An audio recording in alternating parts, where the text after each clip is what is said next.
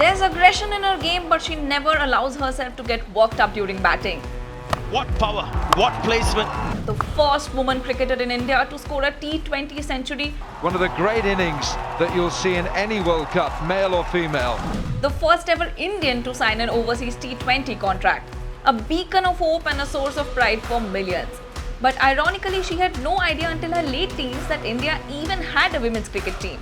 And now the captain of the Indian women's cricket team, she has finally given her women in blue their long due recognition.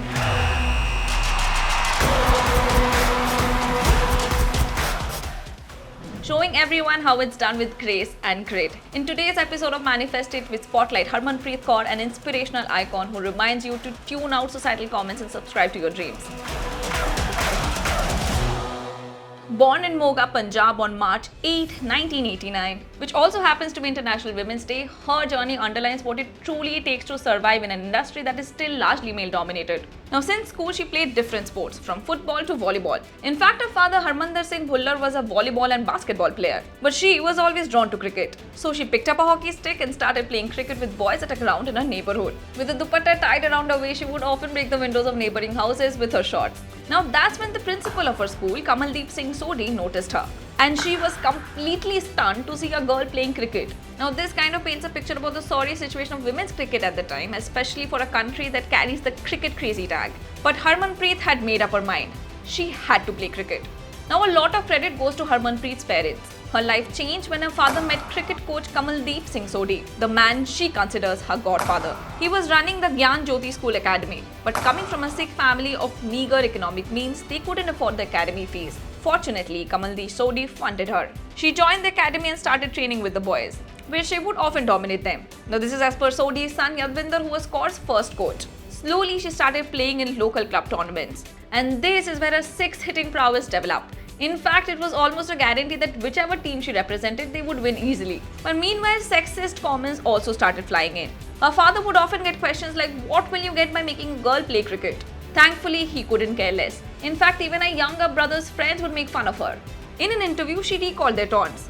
"हमारे पास तो scope है," they would say. "तू क्या सहवाग के साथ open करेगी?" Now, interestingly, she considers Virendra Sehwag her idol. And her batting style even reflects great similarities. Now, in 2009, Harmanpreet made an impression on the national selectors after scoring heavily in the Challenger Trophy. Based on her performance, she was selected for the Indian ODI team.